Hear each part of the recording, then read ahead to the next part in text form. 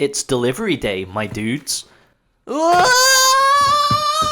Can you build a Yu-Gi-Oh deck with just Ignition Assault? I've been really excited to try this one because Ignition Assault sees the release of new archetypes such as Ignister, Pyramid Plunder, the TCG exclusive, and Ancient Warriors, one of my favourites. Come on! If you're in a hurry to meet your death, Janky of Yon welcomes you to taste his blade! I know for a fact that I'm going to be building Ancient Warriors for myself, even if the deck sucks, you know, but just as a nod to my childhood. That is, however, a different video for a different time. So today, we're going to be building a deck using only cards released in Ignition Assault. First things first, I got some boxes to open. Here we go, a single booster box of Ignition Assault. Obviously I'll be opening quite a few cases to actually build the deck, but for the sake of the video, we got to open some packs on camera. Like I explained in a previous episode, I won't be opening every single pack in the box because that just makes the video far too long and boring. So instead, I'll open a few packs and then cut to the highlights. It seems to be a really weird set when it comes to value because obviously it has its expensive cards like Lightning Storm and arguably Gizmek as well, but most of the ultras are like guaranteed to go up in value when Eternity Code comes out and we get more support for the archetypes. So it's like, do I sell them to get my money back or do I just hold everything until May? I don't know, man. Pack number 1 here, we've got Daruma Dropper, Scissors Cross for the rare, and Wind Pegasus at Ignister, the super rare Synchro. It's actually crazy how many Ignister cards are actually in here. It's like, it makes up quarter of the set almost. And as far as I'm aware, it's not even that good of a deck. It would be pretty cool having a playable Link 5 though. Here we've got Battle Survivor, Idol Reborn, and Time Thief Perpetua super rare. She also comes in this set as a Starlight Prismatic rare, and it actually looks gorgeous. I may or may not have already pulled her, hint hint, wink wink, because I actually forgot to record the box opening while I was opening my cases. So yeah, this is kind of like an extra box, and we got Dark Templar at Ignister as the ultra rare, first ultra rare so far.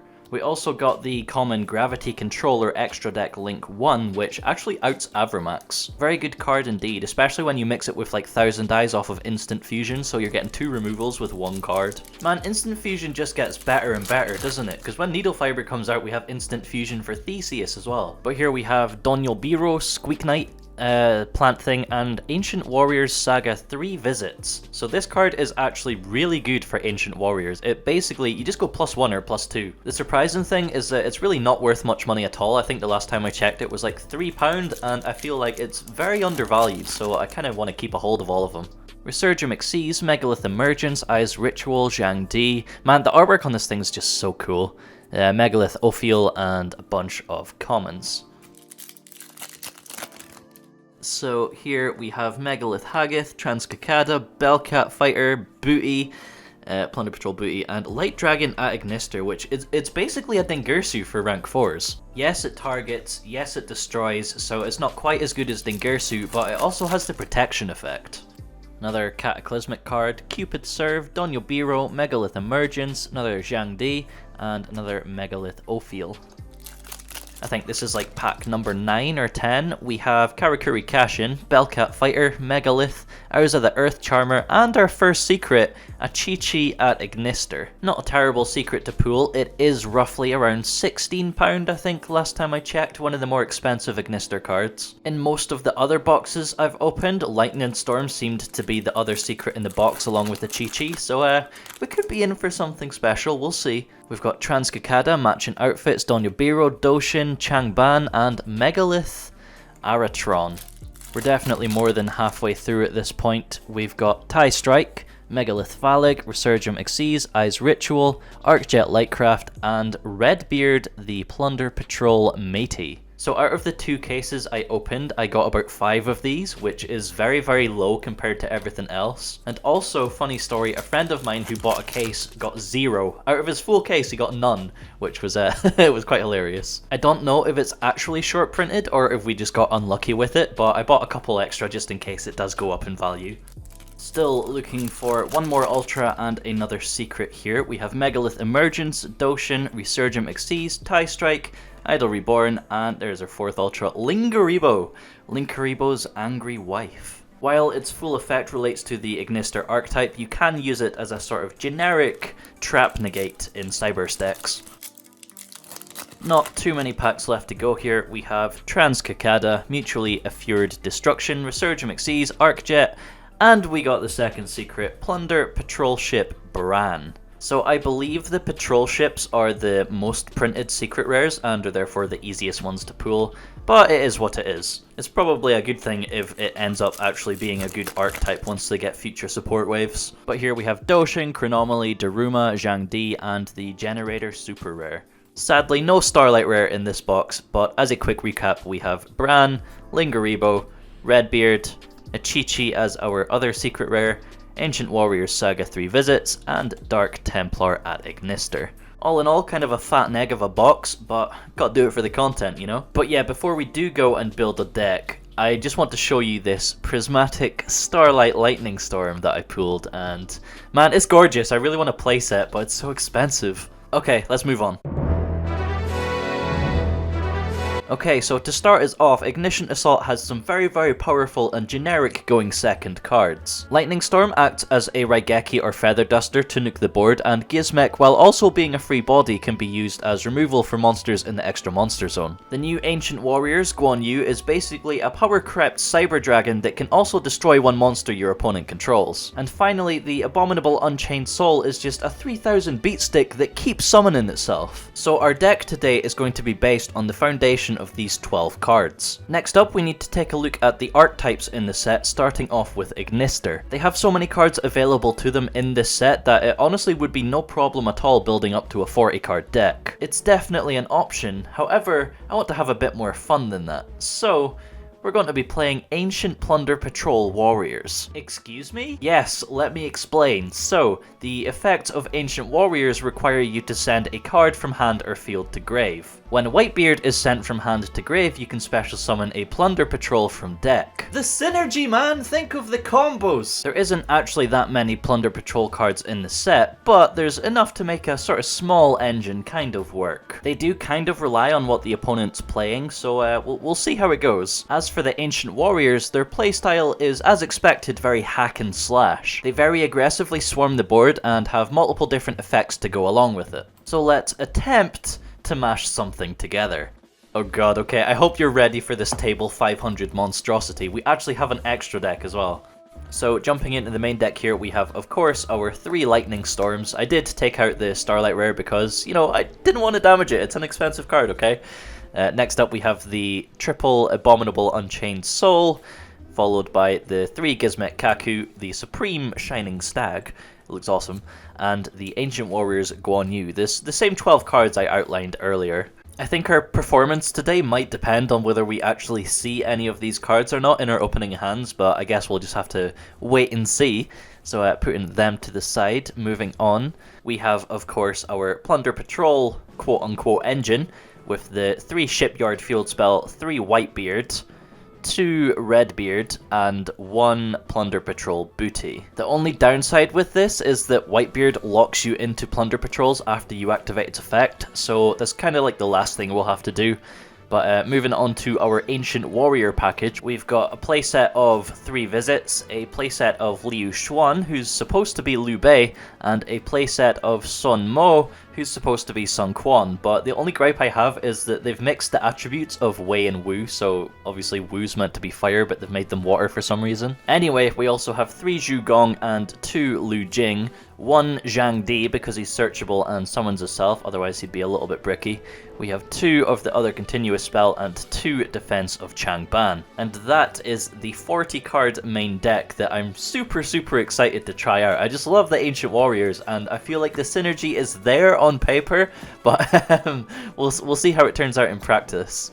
Now onto the extra deck, we actually have some decent options with 2 Light Dragon at Ignister. It's basically just a rank 4 ding, totally generic, so that's fine. 2 Gravity Controller, obviously we don't have many links, we'll be stuck with an Xyz in the main monster zone most of the time, so Gravity Controller solves that. The Plunder Patrol stuff, so we have 2 Bran, 2 Blackbeard, and 2 Mork. And that is it. That's everything. Probably should have went down the at Ignister route, but I just wanted to play Ancient Warriors, so let's go try it out. Right, so best of 1 format against a variety of decks on different competitive levels, starting off with a sealed Zombie Horde structure deck. We're going to use this deck as the sort of base standard going forward in future episodes, so after this I have put it to the side and sleeved it up, don't worry. In game we win the die roll and we opt to go second, because for this series that 6th card is very important. So starting off his turn, he has the standard zombie combo of normal summoning Solitaire and activating its effect to special summon Unizombie from the deck. Now using both effects of Unizombie, he gets a Goblin Zombie and Necroworld Banshee into the graveyard, sets 1 and passes turn. So over to us, we top deck an Abominable Unchained Soul for turn, and looking at the hand, I think we might be able to OTK him with the right combination of plays. But I opt for a different line of play and just normal summon Whitebeard for some reason. I'm not worried about a structure deck, so I'm not really putting too much thought into my plays, and I see that he has Dark and Fire in his graveyard, so I have options when it comes to the Plunder Patrol ships. Beating over his Unizombie with Whitebeard, I pass it back to him. He normal summons Zombie Master and activates its effect to revive Unizombie, and then activates the effect of Necroworld Banshee to activate Zombie World from the deck. At this point, I chain Whitebeard to summon Bran from the extra deck, just out of fear of him getting Baldarok out or something, which he does because he activates the effect of Unizombie to send Glow Up Bloom from the deck, and then the effect of Glow Up Bloom to summon Baldarok from the deck. Synchroing his Unizombie and Zombie Master, he gets out Red Eye's Necro Zombie Dragon, but we have Unchained Soul in the hand, so I'm not too worried about dying just yet. At least until he drops Zombie Necronize, which takes control of my monster until the end turn, and he can still attack with it. He fucking OTKs us! How does this actually happen? Like, this single-handedly just makes me want to quit, you know? Unbelievable, man, honestly. So, yes, we take the L on the structure deck. Next up, we have a game against Pure Time Thieves, where we win the die roll again and choose to go second. Starting off with an instant fusion for Mud Dragon, he normal summons the new Time Thief monster and overlays into Redoer. Activating its effect to banish itself, he gets both materials back in the grave, and then with the help of a monster reborn, he gets both materials back on the field to make a rank 4 for Perpetua. Throw in a set back row as well, and with Redoer coming back during the end phase, that's what we have to deal with. Let's not throw this game as well. We top deck a Guan Yu for turn, and during the standby phase, Time Thief Redoer takes a Redbeard from the top of our deck, and then Perpetua also attaches a trap from his deck to Redoer to give him that quick effect spin. Now hopping into the main phase, Guan Yu is going to be the first thing we do. We activate its effect to special summon itself from hand, which is fine. However, on the summon, he activates the effect of Redoer to spin it back into the deck. With his interruption now baited, I activate the effect of Gizmek to special summon itself, and then use its effect to remove his Perpetua and equip it to Gizmek. Now you're about to see what I mean when I say Ancient Warriors swarm the board aggressively. I activate 3 visits from hand and then normal summon Sun Mo, which triggers 3 visits, allowing me to search for another Ancient Warrior. Now by activating the effect of Sun Mo, I can send 3 visits from my face-up field to the graveyard and search for yet another Ancient Warrior. And now on a new chain, because 3 visits was sent from the field to the graveyard, I can special summon an Ancient Warrior from hand. Zhang Di can now be special summoned from the hand because I control 2 Ancient Warriors with different attributes, and on the effect of Zhang Di, I should have activated the secondary effect of Sun Mo to bounce Redoer, but I forgot about it completely. So if I wasn't P-Brain, this would have been enough damage to OTK him, but it doesn't matter anyway because I clear his board and he has no comeback. Round 3, we're getting some revenge against an actual zombie build, and he wins the die roll and chooses to go first. Our hand actually looks pretty sick in this game, and we did see the lightning storm, so hopefully it pays off. He starts by normal summoning Unizombie and activating its effect to pitch a Banshee from hand, which activates a zombie world from the deck. Just like before, the second effect of Unizombie now sends the Glow Up Bloom from the deck to the graveyard, which then summons a Baldarok from the deck.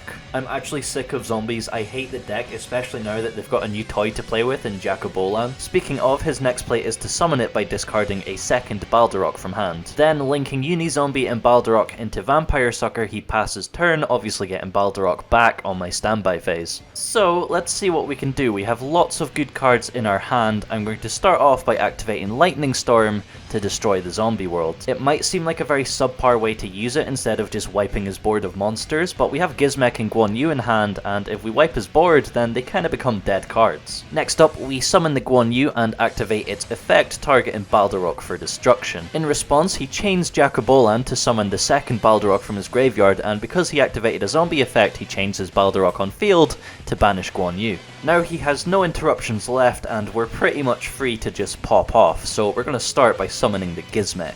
Arguably, I should have left the Gizmek until last because we have a Liu Xuan in hand and he requires your opponent to have more monsters than you to activate his effect to special from the deck. But instead, we're just doing the same Ancient Warrior combo as before in activating 3 visits and then normal summoning Sun Mo. Funnily enough, we also made the same mistake as before in when I summoned Zhang Di, I forgot to activate the effect of Sun Mo to bounce his Balderok, which would have been game on board once again. But our board was too beefy that he couldn't really do much about it, and we just won on the next turn anyway.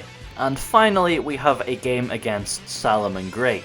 He wins a die roll and of course is going first, and we do see a lightning storm, but it's pretty much just Balink's bait. With no interruption on our side, he starts with a Flame Buffalo and goes for the standard Salomon Great combos. It does seem like times are tough, however, after Mirage Stalio getting slaughtered, because all he's able to end on is a Sunlight Wolf and a Jack Jaguar. Top decking a Gizmek for turn is super nice, but I did actually end up playing this turn super wrong. So I start with the Lightning Storm. Obviously he's going to banish the Balinks, but it's that kind of card, you know, it's weird because if you don't activate it now, you don't know if you're going to get another opportunity to activate it during the game. But my actual misplay is just straight up summoning Gizmek next. What I should have done was normal summon Liu Xuan and activate his effect while my opponent controls more monsters than I do. But because I summon the Gizmek, it's no longer a legal line of play. So instead I activate the effect of Gizmek to give Sunlight Wolf the big suck, and then activate Plunder Patrol Shipyard, discarding a card to search for a Plunder Patrol card, which we then get drolled on. The droll pretty much stops us from making further plays, so I just normal summon Sun Mo and enter the battle phase. Attacking over Jack Jaguar with Gizmek, of course, to get that summon of Sunlight Wolf causes a little bit of confusion about the damage step and leads to an illegal play. So the effect of Gizmek activates during the damage step, therefore the summon of Sunlight Wolf on resolution is still in the damage step. So because of this, you can't activate the effect of Phantasma even though it is in response to the summon of a Link monster. Children's card game, by the way. This one game goes on for like 30 minutes as well because the Abominable Unchained Soul just keeps coming back and Salad can't deal with it. Even when he did clear it with Pyro Phoenix, I had another one in hand. I'm fine, wow. He did eventually manage to break through it and take the game, but it took literally everything he had. You can see pretty much his whole deck is in the graveyard and all his Balinks are banished and everything. I was just about to take the game back on his final attack declaration with Heatleo because I had the Ancient Warrior trap in graveyard and it allows you to special summon an Ancient Warrior from the deck, but he had the Ash Blossom for it and that was game. Overall, a pretty solid result, and I definitely had fun with the deck build. So can you build a deck with just Ignition Assault? I'm going to say the answer is a solid yes. With all the generic removal cards, along with the board swarm capabilities of the Ancient Warriors, it feels like there's an actual win condition there. With a little bit more time to learn the cards, and therefore less dumb misplays, I feel like we could have done much better. But that's what this series is all about, it's getting to know the new cards and learning the ins and outs of all the new decks. That will do it for today's episode though. I do need to start working on Yu-Gi-Oh! From Scratch episode 19, which I'm super excited to share with you. So drop a like, leave a little subscription if you haven't already, and I will see you in the next one.